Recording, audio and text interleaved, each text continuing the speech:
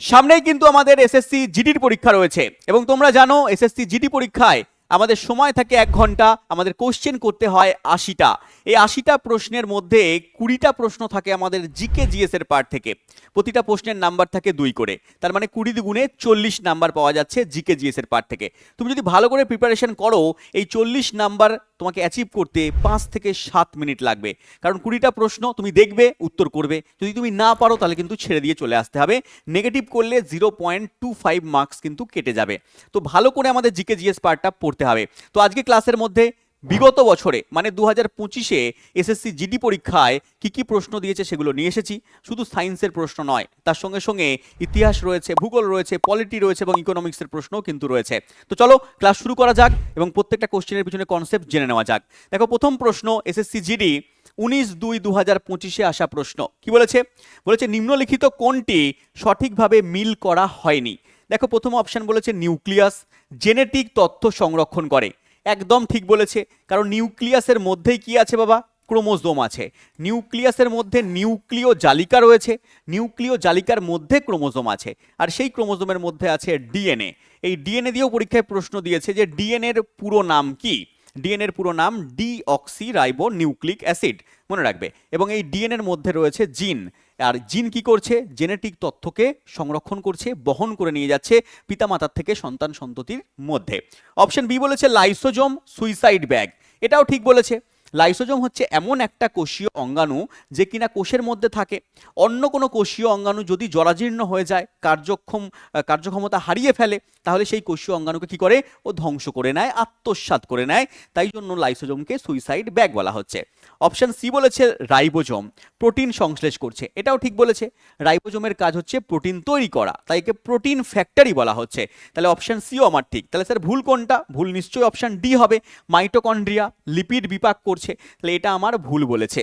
তাহলে option D ভুল, তার মানে এটাই আমার এখানে ঠিক উত্তর। কোনটা এখানে সঠিকভাবে মিল করা হয়নি বলেছে। ভালো করে কোশ্চেন পড়ে নেবে। তাহলে স্যার মাইটোকন্ড্রিয়া কি কাজ করছে? দেখো, মাইটোকন্ড্রিয়া হচ্ছে এটিপি তৈরি করছে, এটিপি সংশ্লেষ করছে। স্যার এটিপির পুরো নাম কি?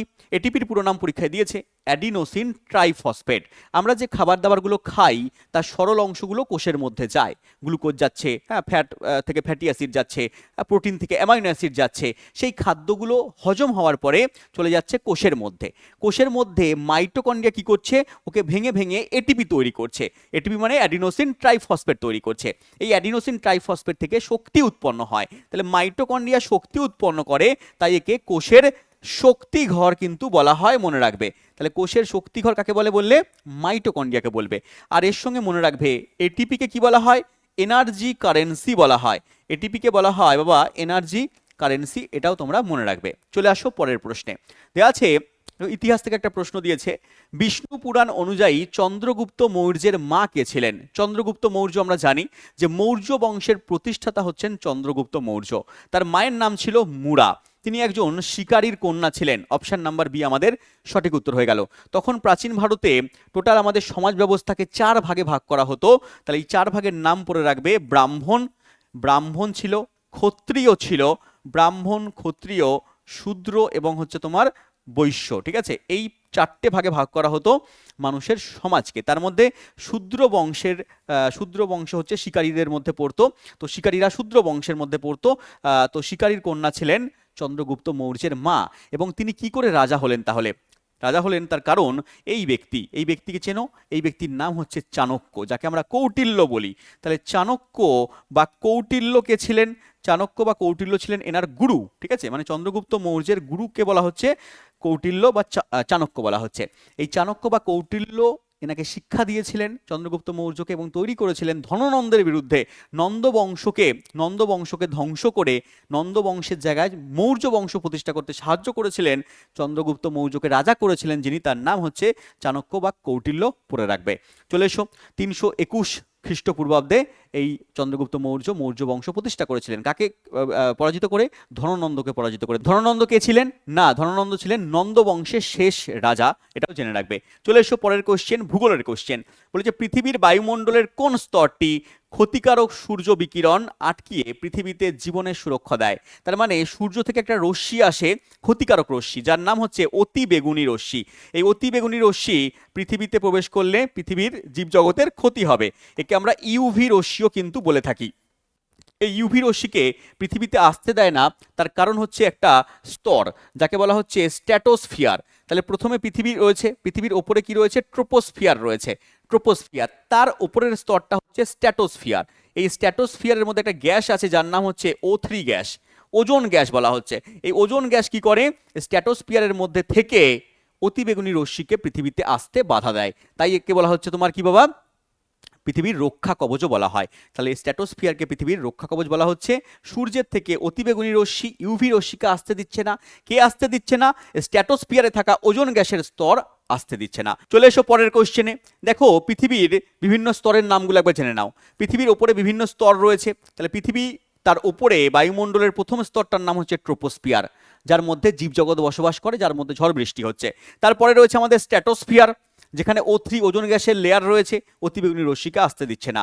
তারপরে রয়েছে মেসোস্ফিয়ার, যাকে শীতল মণ্ডল বলা হচ্ছে, টেম্পারেচার খুব কম, শীতল মণ্ডল বলা হয়।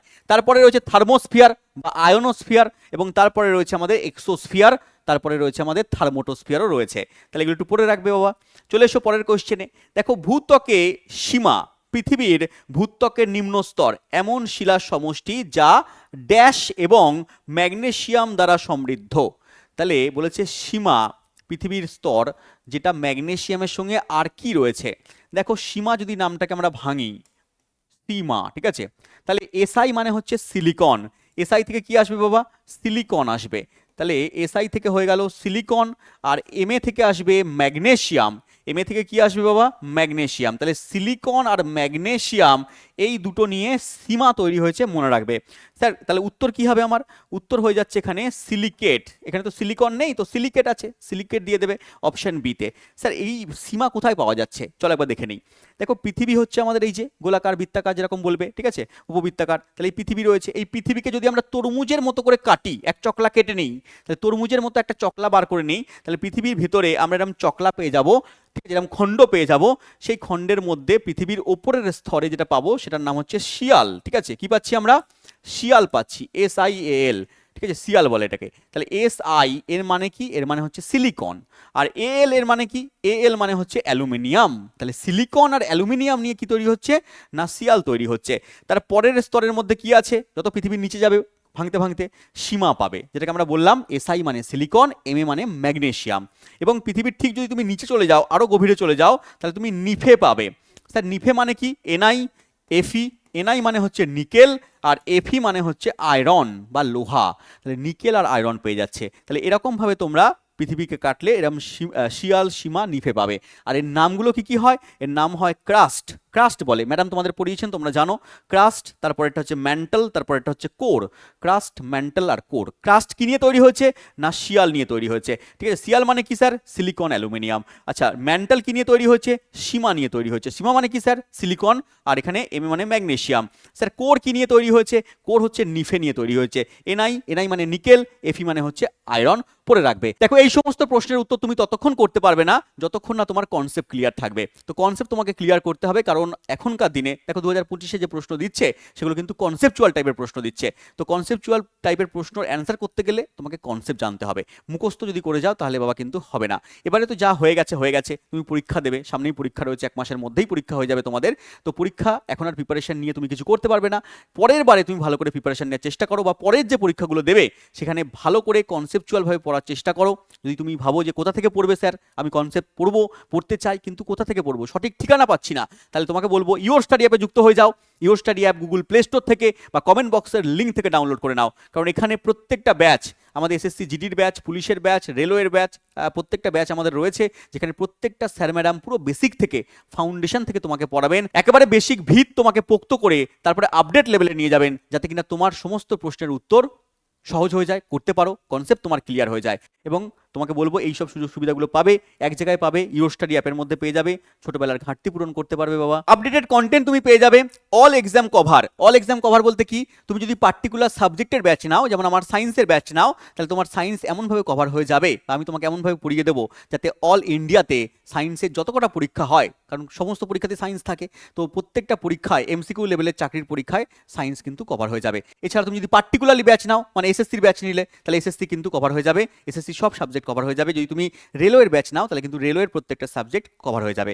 এছাড়াও তুমি এখান থেকে দেখো কনসেপ্ট ট্রিক্সের মাধ্যমে আমরা পড়াই, তোমরা জানো, লাইভ ক্লাসেস করতে পারবে, এবং সেগুলো তুমি যদি রেখে দাও তাহলে যতদিন কোর্সের ভ্যালিডিটি আছে তুমি রেকর্ডের আকারে রেখে দিতে পারবে, বা অলরেডি রেকর্ডের আকারে থেকে যাবে, তুমি যতবার খুশি চাইলে দেখতে পারবে। এছাড়াও প্রাইভেট ডাউট সলভের একজন টিচার থাকবে, হ্যান্ড হোল্ডিং সাপোর্ট কিন্তু তুমি এখান থেকে পেয়ে যাবে। তো ইউরোস্টাডি অ্যাপকে ডাউনলোড করে নাও, আরও বিস্তারিত জানতে কন্ট্যাক্ট নাম্বার দেওয়া আছে স্ক্রিনে, তুমি কল করে নিতে পারো। চলে আসো পরের কোশ্চেনে। দেখো এসএসসি জিডি 21/2/2025 একটা প্রশ্ন দিয়েছে, বলেছে একটি বস্তু উপরের দিকে নিক্ষেপ করা হলে তার গতিপথের সর্বোচ্চ বিন্দুতে কি হবে। একটা বস্তুকে তুমি উপরের দিকে ছুড়ে দিলে, তাহলে ও কি করবে না, সর্বোচ্চ বিন্দুতে যাওয়ার পরে একটা সর্বোচ্চ বিন্দুতে গেল, তারপরে আবার আস্তে আস্তে নিচে চলে আসবে। তাহলে এই সর্বোচ্চ বিন্দুতে গেলে কি হবে, যখন এই সর্বোচ্চ বিন্দুতে যাবে তখন তার গতিশক্তি থাকবে না। গতিশক্তি থাকবে না মানে তার মধ্যে কোনো বেগ থাকবে না, বেগ না থাকলে গতিশক্তি থাকবে না, কারণ গতিশক্তির ফর্মুলা কি বাবা, গতিশক্তির ফর্মুলা পড়ে রাখবে, পরীক্ষায় দিতে পারে। গতিশক্তির ফর্মুলা হচ্ছে 1/2 mv²। তাহলে ভি থাকবে না, কোনো বেগ থাকবে না, তার মানে তার গতিশক্তি শূন্য হয়ে যাবে। এখানে আসলে তার সমস্ত শক্তি হচ্ছে স্থিতিশক্তি আকারে জমা থাকবে, স্থিতিশক্তি আকারে জমা থাকবে, কারণ স্থিতিশক্তির ফর্মুলা হচ্ছে mgh। এম মানে বস্তুর ভর, জি মানে অভিকর্ষজ ত্বরণ, আর এইচ মানে হচ্ছে হাইট, উচ্চতা। তাহলে এটা সর্বোচ্চ উচ্চতা, তাহলে সর্বোচ্চ উচ্চতায় তার গতিশক্তি 0 হয়ে যাবে, কিন্তু স্থিতিশক্তি সর্বোচ্চ থাকবে। মনে রাখবে কোন অপশনের মধ্যে রয়েছে স্যার, গতিশক্তি স্থিতিশক্তি সর্বাধিক হয়ে যাবে, একদম অপশন নাম্বার এ আমাদের সঠিক উত্তর, অপশন এ পেয়ে গেলাম। ফর্মুলা দুটো পড়ে রাখবে, গতিশক্তির ফর্মুলা 1/2 mv², এম মানে বস্তুর ভর, ভি মানে বস্তুর বেগ, আর এখানে স্থিতিশক্তির ফর্মুলা হচ্ছে mgh, এম মানে বস্তুর ভর, জি মানে অভিকর্ষজ ত্বরণ, এইচ মানে হচ্ছে হাইট বা উচ্চতা। চলে এসো পরের কোশ্চেনে। স্যার অশোকের শিলালিপি মোট কতগুলো শিলালিপি পাঠোদ্ধার করা হয়েছে বা আবিষ্কার করা হয়েছে। অশোকের শিলালিপি মোট 33খানা আবিষ্কার করা গেছে, 33খানা শিলালিপি আবিষ্কার করা হয়েছে, এবং আবিষ্কার করেছেন কে, আবিষ্কার করেছেন বা তার পাঠোদ্ধার করেছেন জেমস প্রিন্সেপ। জেমস প্রিন্সেপ দাদা আপনাকে থ্যাংক ইউ, কারণ আপনি অশোকের এই শিলালিপিকে পাঠোদ্ধার করেছেন কত সালে, 1837 সালে। তাহলে জেমস প্রিন্সেপের নাম পড়ে রাখবে। এবং এই যে শিলালিপিগুলো দেখবে পাথরের ওপর লিখে গেছেন, আগেকার দিনে তো আর মানে কাগজপত্র ছিল না, খাতা কলম ছিল না, তখন পাথরের ওপর লেখা হতো। তো পাথরের ওপর যে লেখা হয়েছে সেটা কোন ভাষায় লেখা হয়েছে, দেখো কোন ভাষায় লেখা হয়েছে না, প্রাকৃত ভাষায় লেখা হয়েছে। এগুলোতে মূলত ব্রাহ্মী আর খারষ্ঠী লিপি গুরুত্বপূর্ণ লিপি মধ্যে পড়ছে। 33টা লিপি পাওয়া গেছে, তার মধ্যে ব্রাহ্মী খারষ্ঠী হচ্ছে গুরুত্বপূর্ণ লিপি, এবং এটা লেখা হয়েছিল প্রাকৃত ভাষায়। তাহলে এটাকে পাঠোদ্ধার কে করেছিলেন, জেমস প্রিন্সেপ, 1837 সালে, মনে রাখবে। চলে এসো বাবা পরের কোশ্চেনে। পরের কোশ্চেন দেওয়া আছে অনুচ্ছেদ 352 নম্বর আর্টিকেল অনুযায়ী জরুরি অবস্থা ন্যাশনাল এমার্জেন্সি জারি থাকলে সংসদ একবারে কত সময়ের জন্য বিধানসভার মেয়াদকে বাড়াতে পারে। মানে একবারে কত সময়ের জন্য মেয়াদ বাড়ানো যায় যখন ন্যাশনাল এমার্জেন্সি চলে।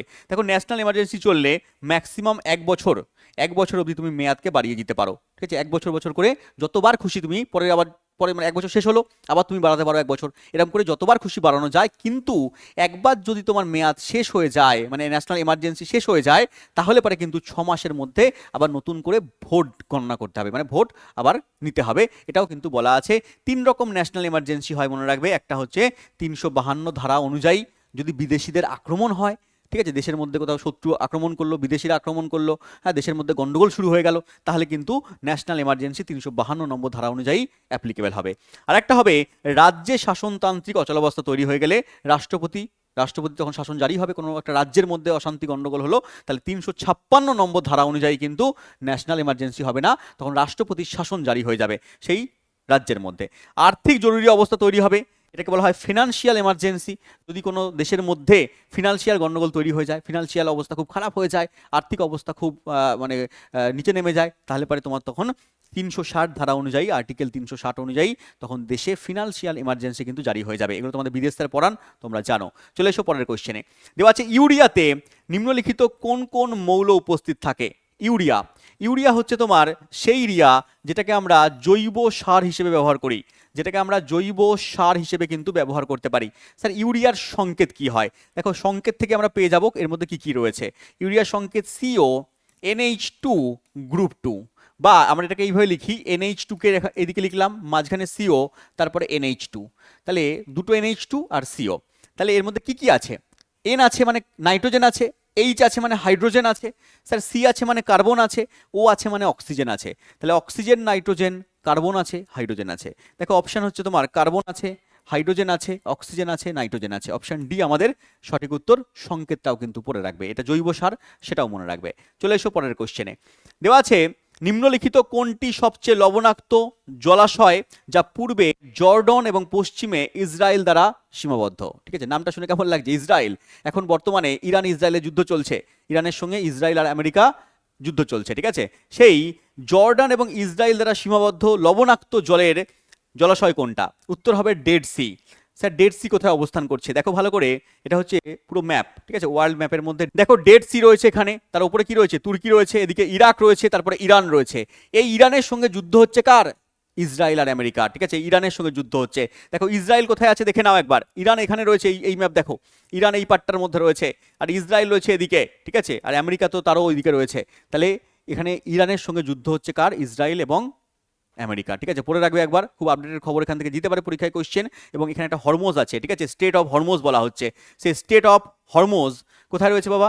এখানে রয়েছে স্টেট অফ হরমোজ, এই ছবির মধ্যে দেখতে পাবে, এই যে, ঠিক আছে, হ্যাঁ, এই যে এই পার্টটাকে বলা হচ্ছে স্টেট অফ হরমোজ। এই স্টেট অফ হরমোজটাকে আটকে দিয়েছে কে? ইরান, ঠিক আছে। এখান দিয়ে তেলের আদান প্রদান হয়। হ্যাঁ, তোমাদের পড়াবেন, দেখবেন কারেন্ট অ্যাফেয়ার্সে রঞ্জিত স্যার পড়াচ্ছেন, কারেন্ট অ্যাফেয়ার্স তোমরা ভালো করে দেখবে, সেকেন্ড চ্যানেল দেখবে কারেন্ট অ্যাফেয়ার্সের, রঞ্জিত স্যার কারেন্ট অ্যাফেয়ার্সে এগুলো ডিটেলস আপডেট খবর তোমাদেরকে কিন্তু দিতে থাকছেন। সেকেন্ড চ্যানেল আমাদের কি নাম? Koushik your study WB all exam, কিন্তু তোমরা দেখে নেবে। চলে এসো পরের কোশ্চেনে। দেওয়া আছে 1857 সালে বিদ্রোহের সময় ব্রিটিশ গভর্নর জেনারেল কে ছিলেন? যখন 1857 সালের বিদ্রোহ হয়, যাকে আমরা মহাবিদ্রোহ বলি, এই মহাবিদ্রোহের সময় ভারতের গভর্নর জেনারেল কে ছিলেন? কে ছিলেন বাবা? ক্যানিং, ঠিক আছে, ক্যানিং হচ্ছে তোমার তখন ভারতের গভর্নর জেনারেল ছিলেন। অপশন নাম্বার সি মনে রাখবে। এবং এই বিদ্রোহে সারা দেশ একসঙ্গে বিদ্রোহ করেছিল, যাকে আমরা সিপাহী বিদ্রোহ বলে থাকি, মহাবিদ্রোহ বলে থাকি। তো এই বিদ্রোহের পরীক্ষা কোশ্চেন দেয় যে কোথা থেকে কে নেতৃত্ব দিয়েছিলেন। তার জন্য একটা চার্ট তোমাদের জন্য নিয়ে এসেছি। দেখো দিল্লি থেকে নেতৃত্ব দিয়েছিলেন দ্বিতীয় বাহাদুর শাহ জাফর, ঠিক আছে, তখনকার দিনের মোগল বাদশাহ দ্বিতীয় বাহাদুর শাহ জাফর, ক্ষমতা নেই, ঠিক আছে, কিন্তু বাহাদুর বলা হচ্ছে। দিল্লির তখন মোগল সাম্রাজ্যের রাজা ছিলেন দ্বিতীয় বাহাদুর, ঠিক আছে। তারপর হচ্ছে ঝাঁসি, মানে নেতৃত্ব দিয়েছিলেন রানী লক্ষ্মীবাই। কানপুরে নানা সাহেব তাতিয়া টোপি। লখনৌতে বেগম হজরত মহল, মনে রাখবে। বিহারে কুনওয়ার সিং আর তার সঙ্গে অমর সিং, ঠিক আছে। বারেলিতে খান বাহাদুর খান, মনে রাখবে। এবং ফৈজাবাদে হচ্ছে তোমার মৌলভী আহমদুল্লাহ। নামগুলো একটুখানি পড়ে রাখবে বা স্ক্রিনশট কিন্তু তুলে রাখতে পারো। চলে এসো পরের কোশ্চেনে। দেওয়া আছে লোরেন্সিয়ামের পারমাণবিক সংখ্যা কত? এটি অ্যাক্টিনাইড সিরিজের শেষ উপাদান। দেখো কত ডিপলি প্রশ্ন দিয়েছে, পরীক্ষায় কেউ যদি না পড়ে যায় পর্যায় সারণী, সে উত্তর করতে পারবে না। পর্যায় সারণী আমি রিসেন্টলি এখন পড়াচ্ছি কোর্সের ভেতরে, হ্যাঁ, তো দেখবে এই পর্যায় সারণীর মধ্যে লোরেন্সিয়াম কোথায় রয়েছে একবার তোমাকে দেখিয়ে দিই। এই টোটাল পর্যায় সারণী, তার মধ্যে নিচের দিকে রয়েছে আমাদের ল্যান্থানাইড সিরিজ এবং অ্যাক্টিনাইড সিরিজ। এই অ্যাক্টিনাইড সিরিজের শেষ মৌল চলে যাও, এই হচ্ছে লোরেন্সিয়াম। এই লোরেন্সিয়ামের দেখো পারমাণবিক সংখ্যা হচ্ছে 103 রয়েছে। তাহলে উত্তর আমার এখানে হয়ে যাচ্ছে 103। কিন্তু পরীক্ষায় তোমাকে কিন্তু একটু পড়ে রাখতে হবে যে অ্যাক্টিনাইড সিরিজ কোনটা, ল্যান্থানাইড সিরিজ কোনটা, কোনটাকে ক্ষার ধাতু বলে, কোনটাকে হ্যালোজেন মৌল বলে, কোনটাকে ক্ষারীয় মৃত্তিকা ধাতু বলে। এই সমস্ত জিনিসপত্র আমি কোর্সের ভেতর ডিটেলসে পড়িয়েছি। হ্যাঁ, যারা আমার কোর্সের ক্লাস করে তোমরা জানবে, তোমরা কমেন্ট বক্সে লিখতে পারো যে আমি তোমাদেরকে পর্যায় সারণী কেমনভাবে পড়িয়েছি, তোমাদের মাথার মধ্যে আছে না নেই। যদি কেউ থাকো তাহলে লিখবে অবশ্যই। চলে এসো পরের কোশ্চেনের মধ্যে। বলেছে গ্রুপ 17-এর কোন মৌলটি হলুদ সবুজ বর্ণের গ্যাস, ঘন গ্যাস, যা তীব্র শ্বাস বিরোধী গ্যাস? তার নাম কি? তাহলে 17 নম্বর গ্রুপের যে মৌল, তার নাম হচ্ছে fluorine, chlorine, bromine, iodine, astatine. তোমাকে দেখিয়ে দিই একবার। 17 নম্বর গ্রুপ হচ্ছে এটা। এই 17 নম্বর গ্রুপের মৌলগুলোর নাম হচ্ছে fluorine, chlorine, bromine, iodine, astatine. তাহলে এই মৌলগুলোর মধ্যে সবুজ বর্ণ হলুদাভ বর্ণ তৈরি করছে কে, প্লাস শ্বাস বিরোধী গ্যাস কোনটা? অপশানে একমাত্র ক্লোরিনই আছে। তাহলে ক্লোরিনই আমার সঠিক উত্তর হয়ে গেল। এই ক্লোরিনের পারমাণবিক সংখ্যা পড়ে রাখবে 17 মনে রাখবে, যেমনভাবে এখানে লোরেন্সিয়াম দিয়েছিল 103, ক্লোরিন হচ্ছে 17 পড়ে রাখবে। চলে এসো পরের কোশ্চেনে। পরের কোশ্চেন কি দেওয়া আছে? বলেছে 20 জুলাই 1969 সালে আমেরিকার মহাকাশচারী নীল আর্মস্ট্রং চাঁদে অবতরণকারী প্রথম মানুষ ছিলেন। তার সঙ্গে কে ছিলেন, মানে দ্বিতীয় ব্যক্তি কে ছিলেন? তাহলে চাঁদে অবতরণ প্রথম করেছিলেন নীল আর্মস্ট্রং, তার সঙ্গে ছিলেন এডুইন অলড্রিন। তাহলে অপশন নাম্বার সি কিন্তু আমাদের সঠিক উত্তর। তাহলে দ্বিতীয় ব্যক্তির নাম বললে এডুইন অলড্রিন পড়ে রাখবে। সালটা মনে রাখবে 20 জুলাই 1969 সাল, এবং মহাকাশ যানটার নামটাও পড়ে রাখবে, অ্যাপোলো 11 নামটা কিন্তু মনে রাখবে। অ্যাপোলো কি বাবা 11, ঠিক আছে, আমেরিকা থেকে পাঠানো হয়েছিল। এবং তারা ফিরে এসেছিলেন কবে বাবা? 28 জুলাই মনে রাখবে, ফিরে এসেছিলেন 28 জুলাই, এই ডেটটাও মনে রাখবে। চলে এসো পরের কোশ্চেনে। দেওয়া আছে ব্রহ্মপুত্র নদী নিম্নলিখিত কোন দেশে প্রভাবিত হয় না? ব্রহ্মপুত্র নদী কোন দেশের মধ্যে দিয়ে যাচ্ছে না? দেখো চীন আছে, চীন থেকে তো উৎপন্নই হচ্ছে, বাংলাদেশের মধ্যে পতিতই হচ্ছে, বাংলাদেশের মধ্যে দিয়ে গিয়ে বঙ্গোপসাগরে পড়ছে, আর হচ্ছে ভারতের মধ্যে দিয়ে যাচ্ছে, নেপালের মধ্যে দিয়ে যাচ্ছে না। স্যার কি করে বুঝলেন যাচ্ছে না? একটা ছবি দেখান দেখি। দেখো এই হচ্ছে আমাদের ব্রহ্মপুত্র নদী। এই ব্রহ্মপুত্র নদী উৎপন্ন হচ্ছে কোথা থেকে? না তিব্বত, ঠিক আছে, চীনের মধ্যে রয়েছে তিব্বত, ঠিক আছে। তাহলে এবারে তিব্বতের মানস সরোবরের কাছে একটা আছে চিয়ামং দুং, ঠিক আছে, নামটা পড়ে রাখবে, চিয়ামং দুং হিমবাহ থেকে উৎপন্ন হচ্ছে, এবং তিব্বতের মধ্যে বা চীনের মধ্যে নাম হচ্ছে সাংপো, ঠিক আছে, চীনের মধ্যে কি নাম হচ্ছে? সাংপো। তারপরে সেখান থেকে ভারতে আসছে, ভারতের মধ্যে নাম হচ্ছে ব্রহ্মপুত্র। ভারতে অরুণাচল প্রদেশের মধ্যে দিয়ে আসছে, আসামের মধ্যে দিয়ে প্রবেশ করছে, এখান দিয়ে অরুণাচল প্রদেশের মধ্যে দিয়ে এসে আসামের মধ্যে দিয়ে প্রবেশ করে তারপরে বাংলাদেশে প্রবেশ করছে। বাংলাদেশে গিয়ে কি নাম হচ্ছে? যমুনা। তাহলে বাংলাদেশের কুড়িগ্রাম জেলা দিয়ে প্রবেশ করে যমুনা নাম নিয়ে আস্তে আস্তে কোথায় চলে যাচ্ছে? ব্রহ্মপুত্র নদের মধ্যে, বঙ্গোপসাগরের মধ্যে আস্তে আস্তে পতিত হয়ে যাচ্ছে, মনে রাখবে। চলে এসো পরের কোশ্চেনে। দেওয়া আছে সাধারণ তাপমাত্রা ও চাপে কোন কণাটির গতিশক্তি সর্বনিম্ন হয়? দেওয়া আছে এখানে অপশনের মধ্যে লোহা, জল, কেরোসিন, মিথেন। কোন উত্তরটা হবে? উত্তর হয়ে যাচ্ছে এখানে লোহা। কেন? কারণ লোহা হচ্ছে একটা কঠিন পদার্থ। দেখো কঠিন পদার্থের মধ্যে অণুগুলো খুব কাছাকাছি অবস্থান করছে, তাহলে এদের মধ্যে গতিশক্তি কি কম। তরলের মধ্যে একটু দূরে দূরে অবস্থান করে, গতিশক্তি মানে কঠিনের থেকে একটু বেশি। আর গ্যাসীয় পদার্থের অণুগুলো অনেক দূরে দূরে অবস্থান করছে, এদের গতিশক্তি কঠিনের থেকে তরলের থেকে আরও বেশি হয়। তাহলে কঠিন পদার্থের মধ্যে কণাগুলোর গতিশক্তি কম হয়। তারপরে তরলের মধ্যে এবং গ্যাসের মধ্যে গ্যাসের অণুগুলোর গতিশক্তি সবচেয়ে বেশি হয়। চলে এসো পরের কোশ্চেনে। দেওয়া আছে 1906 সালে প্রতিষ্ঠিত সর্বভারতীয় মুসলিম লীগের প্রথম সভাপতি কে ছিলেন? সর্বভারতীয় মুসলিম লীগ তৈরি হয়েছিল 1906 সালে, তার সভাপতি কে ছিলেন বাবা? আগা খান তৃতীয়। অপশন নাম্বার বি আমাদের এখানে সঠিক উত্তর হয়ে গেল।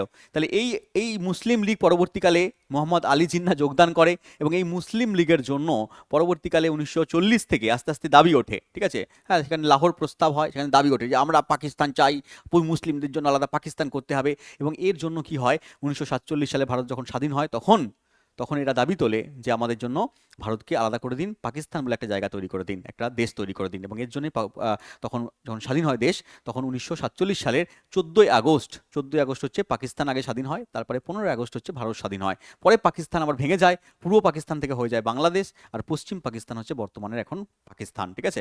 চলো পরের কোশ্চেনে চলে এসো। একটি বস্তু সরল রেখায় সমবেগে চলছে, তার ত্বরণ কত? যদি বস্তু সমবেগে চলতে থাকে তাহলে তার বেগ তো বাড়ছে না, কারণ ত্বরণ মানে হচ্ছে বেগ বৃদ্ধি। ত্বরণ মানে কি বাবা? বেগ বৃদ্ধি বাই সময়, বেগ বৃদ্ধি বাই সময়। যদি বেগই না বাড়তে থাকে তাহলে ত্বরণ কিন্তু থাকবে না, ত্বরণ কি হয়ে যাবে? শূন্য হয়ে যাবে। অপশন এ আমাদের কিন্তু সঠিক উত্তর, মনে রাখবে। চলে এসো পরের কোশ্চেন। দেওয়া আছে মৌর্য সাম্রাজ্যের পরে কোন রাজবংশ ক্ষমতায় আসে? মৌর্য সাম্রাজ্য যিনি তৈরি করেছিলেন, প্রথম কোশ্চেনে বললাম চন্দ্রগুপ্ত মৌর্য। তারপরে মৌর্য বংশ যখন শেষ হয়, শেষ রাজা ছিলেন বৃহদত্ত। এই বৃহদত্তকে হত্যা করেছিলেন তার সেনাপতি, যার নাম হচ্ছে পুষ্যমিত্র শুঙ্গ। আর সেই তার নাম অনুযায়ী, শুঙ্গ নাম অনুযায়ী শুঙ্গ বংশ প্রতিষ্ঠা হয়। তাহলে মনে রাখবে অপশন নাম্বার সি হচ্ছে শুঙ্গ বংশ। একটা চার্ট তোমাকে দিয়ে দিচ্ছি, প্রাচীন ভারতে পরপর কোন সাম্রাজ্য পরপর এসেছে, কোন বংশ এসেছে দেখতে পাবে। প্রথমে হর্ষাঙ্ক বংশ, বিম্বিসার তার প্রথম রাজা ছিলেন, প্রতিষ্ঠা করেছিলেন। তারপরে শিশুনাগ বংশ এসছে, রাজা শিশুনাগ প্রথম রাজা ছিলেন। নন্দ বংশ, নাম হচ্ছে মহাপদ্মনন্দ, প্রথম রাজা বা প্রতিষ্ঠাতা। মৌর্য বংশ বলেছি চন্দ্রগুপ্ত মৌর্য। শুঙ্গ বংশ পুষ্যমিত্র শুঙ্গ। তারপরে এসছে কাহ্ন বংশ, বাসুদেব কাহ্ন। তারপরে কুষাণ বংশ এসছে, কুজুল কথফিসেস। এবং তারপরে এসছে গুপ্ত বংশ, শ্রীগুপ্ত হচ্ছে প্রতিষ্ঠাতা। তাহলে এগুলো হচ্ছে তোমার রাজবংশের নাম, এগুলো তাদের প্রতিষ্ঠাতার নাম, এগুলো একটুখানি পড়ে রাখতে পারো, ইম্পর্টেন্ট। চলে এসো পরের কোশ্চেনে। দেওয়া আছে নিম্নলিখিত কোনটি সঠিক সমতুল্য ব্যালেন্সড রাসায়নিক সমীকরণ? ভালো করে দেখো, ইকুয়েশন দেওয়া আছে এখানে, রাসায়নিক সমীকরণ দেওয়া আছে, কোনটা সঠিকভাবে সমতা বিধান করা আছে তোমরা কমেন্ট বক্সের মধ্যে আমাকে বলবে। এটা তোমাদের জন্য আমি HW দিলাম, তাহলে দেখো কেমন টাইপের প্রশ্ন দিচ্ছে। পরীক্ষা আমরা ভাবি যে খুব সহজ প্রশ্ন দেবে, সহজ সহজ প্রশ্ন পড়ে যাব, কিন্তু সহজ প্রশ্ন কিন্তু সবসময় পরীক্ষায় আসবে না। তোমাকে ভালো করে কনসেপ্ট ক্লিয়ার রাখতে হবে। যদি তোমার কনসেপ্ট ক্লিয়ার না থাকে এই সমস্ত প্রশ্নের উত্তর তুমি কি করে করবে বাবা? ঠিক আছে, তো বাড়িতে যারা পারবে এই সমতা বিধান কোনটা, এখানে option A B C D এর মধ্যে কোনটা সমতা বিধান করা আছে সেটা অবশ্যই বলবে। দেখা হচ্ছে তাহলে পরের ভিডিওতে। এই কোশ্চেনটার অ্যান্সার আমরা পরের দিন নিয়ে তারপরে আমরা পরের কোশ্চেনগুলো শুরু করব। চলো তাহলে দেখা হচ্ছে পরের ভিডিওতে। Thank you, Jai Hind.